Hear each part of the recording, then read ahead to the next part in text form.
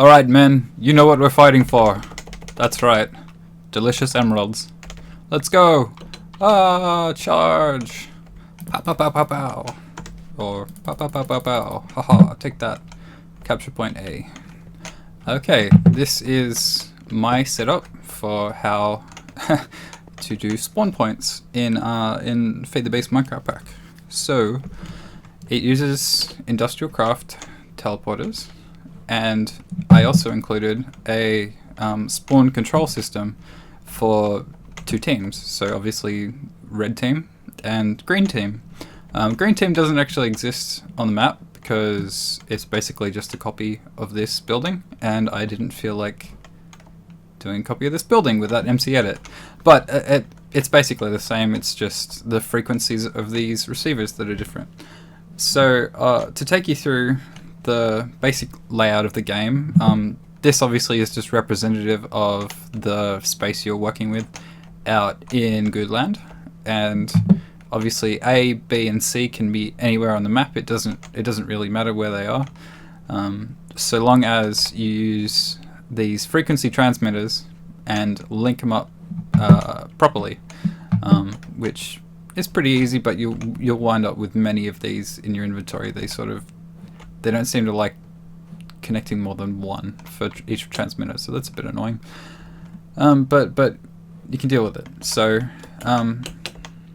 anyway, you spawn here. Presumably there's an armory going to be attached here where you can have all your class selection panels and everything else. Again, this whole box can be anywhere. It doesn't have to actually be right next to the map, obviously because of the teleporters. But I mean, you'll save on EU needed, because right now I'm in creative, so I can just use ultimate hybrid solar panels, but you probably don't have that many resources available. So yeah, ultimate hybrid solar panels into MFSUs. This can be a bat box, but to keep the game running, I'd say at least an MFE, if not an MFSU, per teleporter. It just keeps the whole thing running. So let me in. Armory, that way. So you come in, and there's three sections. Obviously, as the game starts, you can't get into C, and you can't get into B, because C is the enemy team, which the green team would start with C open, but they wouldn't have B either, and they also wouldn't have A. So you can come into A. This is a computer craft monitor, but it doesn't have a computer hooked up to it. I don't really know much about computer craft. I know that it can be done, but you know, you could have a scoreboard here, or you could have who's on what team, so you know. And then these lights are on to indicate that this is the active spawn point for your team. So any of these three I've hooked up, those three I haven't, but they're basically the same. You step on one and bam, you're at capture point A, and you can go around and slaughter and try and capture the next point. Which the benefits of this system is that once you have captured this point, it will unlock the next spawn room. So when you come in here, this wall will be down and those lights will be on, giving you access to the teleporters. So you can then choose to spawn in the middle of the map if that's the best place, or you can choose to spawn back at A if that's being contested. So this is just, if you have captured it, this is just a redstone signal to say, yep, it's captured, and we can go to B now and walk on here, and ooh, look, we're at B. Amazing. Okay, so that's the mechanics, the basic mechanics. Now I'm going to show you how the redstone works. This, I'm not sure if it's the best way to do it, but this is the way that I've worked out how to do it. Obviously you've got Etho on your side, but basically when they hit that button at the top there, it turns the lights on, which obviously shows which team is which. So you can go ahead and hit this one, and oh, green team has it. This will go off. I've got it set to a very long delay, but it will eventually turn off and show that just the green team, yep, there it goes, just the green team is in control of point A, and when that happens, automatically you lose control of A. So you can't teleport to A at all as red team until you win it back. Obviously this leads to a situation where you have no points in your control at all, but I'm not sure how to get around that. The only way would really to be have points A, B, and C, and then have a fourth room to be a protected spawn that red team can always spawn at, even if they don't control any of the points on the board. But I didn't include that.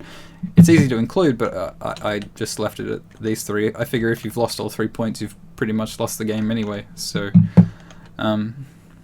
so yeah, we'll flip it back to red and check out the wiring. This is the main button signal. It just goes straight down. You could put this in a little house or something of the same, just to make it look inconspicuous. I mean, you're going to have a button and 2 big lights, so it's not that inconspicuous, but yeah. Button comes down. This stuff I'll get to in a second, but first it hits this AND gate. So when you first build an AND gate, which is pretty simple, it's just red power junk, you place it down and you'll notice that it has 1, 2, 3 lit torches, but here it has 1 lit torch. The reason for that is with the red power screwdriver you can shift right click and it will deactivate inputs as you want. So in its original state, when you first place it, you don't want one of these inputs to be on. You want one of them, this one in this situation, disabled. The reason for that is this is sort of like a master game on-off switch, which is over here. This could be wired up anywhere, it doesn't really matter. But if the game is flipped to inactive, which is the redstone signal off, no one can change capture points, and scoreboards won't be incremented at all, because these timers won't be able to run because of this guy. So he sends out a constant signal and turns this torch off, but if the whole game's off, then these timers are free to do whatever they like. So game on, timers can do what they like. And then the next step, after we have checked yes, the game is definitely on, and we have a button press, which we can simulate with this guy, the 2 signals come in, the AND gate goes, yep, this signal's on, yep, this signal's on. It doesn't listen to this signal because we shift right clicked, and it'll pass the signal through to the toggle latch, which is this guy. This guy's basically a T flip-flop in in a single block. Oops. Stop it. There we go. It's a T flip-flop in a single block. When it receives an input, as you saw me just dope up, but when it receives an input, it'll flip to its other output. In this case, it will go over here, but we won't worry about that for now.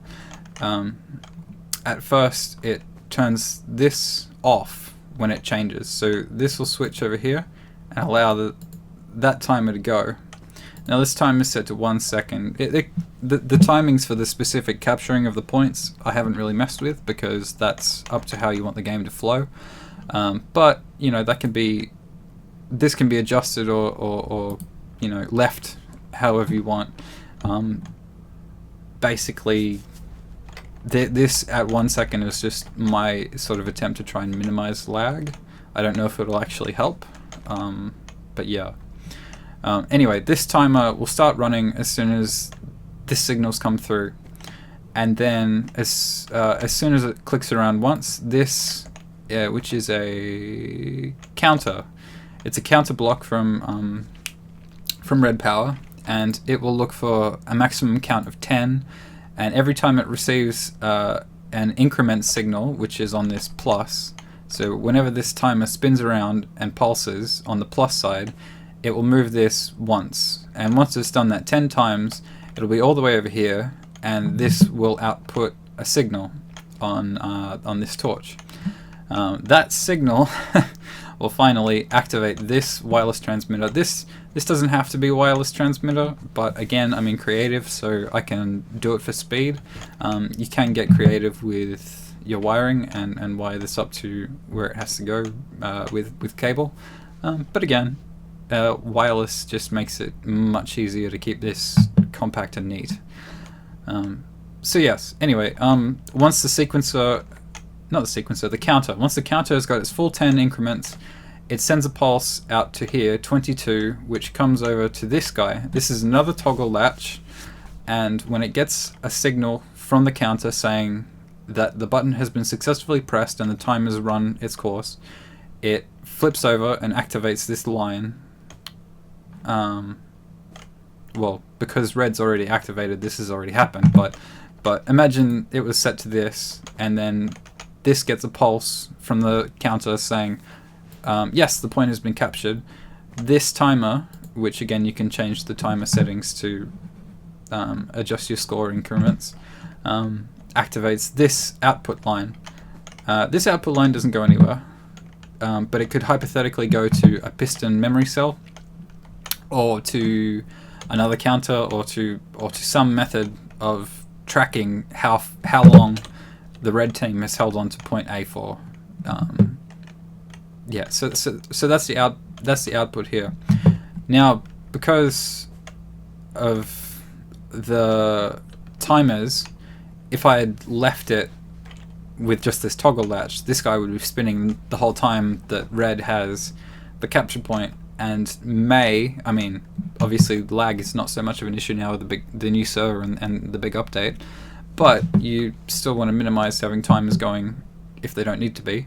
So when this timer goes and this counter counts up to 10, it deactivates this torch and activates this torch, which sends the score out there, but it also deactivates this line, which allows this timer to run its course. It's on 0.4 seconds, but that's not really, you know, it can be any increment you want. It just is, its main purpose is to reset the counter back to 0. So it's on the negative input on the counter, and it decrements it down to 0, so that the counter for taking the point again from green is back to 0. So it has to count to 10 before it can be swapped again.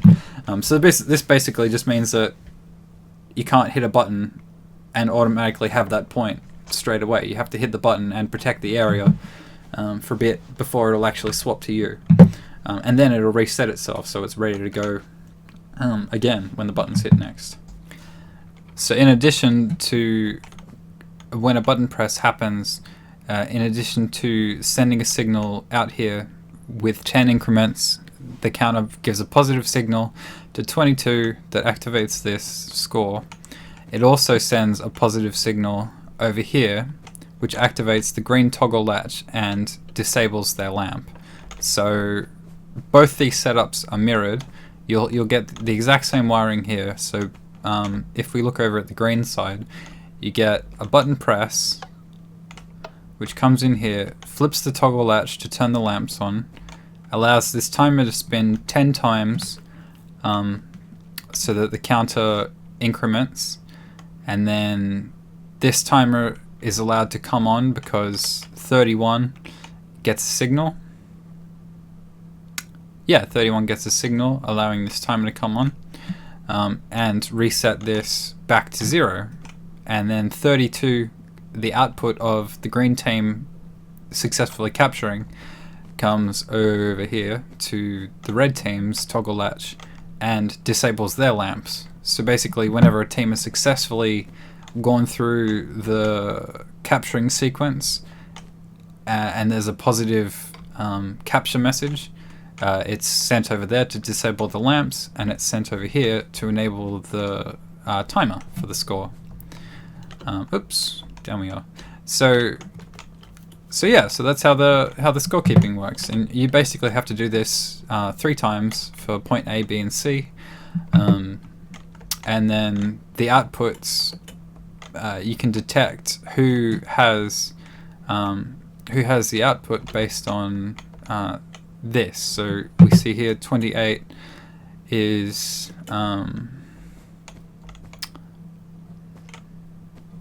where's 28 gone?